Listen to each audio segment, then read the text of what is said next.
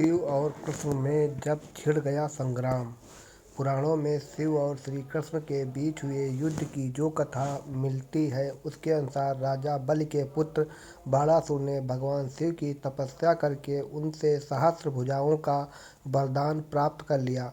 बाणासुर के बल से भयभीत होकर सभी उससे युद्ध करने से डरते थे। इससे बाणासुर को बल का अभिमान हो गया। बाणासुर की पुत्री उषा ने एक रात स्वप्न में श्री कृष्ण के पौत्र अनिरुद्ध को देखा। उषा स्वप्न में ही अनिरुद्ध को देखकर उस पर मोहित हो गई। उषा ने अपने मन की बात सखी को बताई। सखी ने अपनी मायावी विद्या से अनिरुद्ध को उसके पलंग सहित महल से चुराकर उषा के शयन कक्ष में पहुंचा दिया। अनिरुद्ध की नींद खुली तो उसकी नज़र उषा पर गई। अनिरुद्ध भी उषा के सौंदर्य पर मोहित हो गया। जब बाणासुर को पता चला कि उसकी पुत्री के शयन कक्ष में कोई पुरुष है तो सैनिकों को लेकर उषा के शयन कक्ष में पहुंचा। वहां पर बाणासुर ने अनिरुद्ध को देखा। बाणासुर के क्रोध की सीमा न रही और उसने अनिरुद्ध को युद्ध के ललकारा। बाणासुर और अनिरुद्ध के बीच युद्ध होने लगा। बाणासुर के सभी अस्त्र विफल हो गए। तब उसने नागफास में अनिरुद्ध को बांधकर बंदी बना लिया। इस पूरी घटना की जानकारी जब श्री कृष्ण को मिली तो वह अपनी सेना के साथ बाणासुर की राजधानी में पहुंच गए। श्री कृष्ण और बाणासुर के बीच युद्ध होने लगा।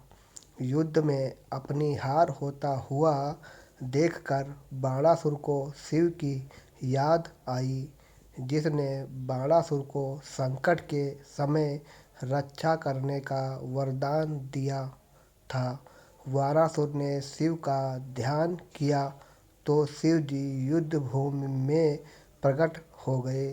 बाणासुर की रक्षा के लिए शिव ने श्री कृष्ण से कहा कि युद्ध भूमि से लौट जाएं, अन्यथा मेरे साथ युद्ध करें।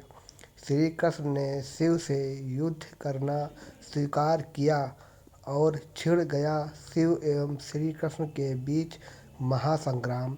श्री कृष्ण ने देखा कि शिव के रहते हुए वह बाणासुर को परास्त नहीं कर सकते तो उन्होंने शिव से कहा कि मेरे हाथों से बाणासुर का पराजित होना विधि का विधान है।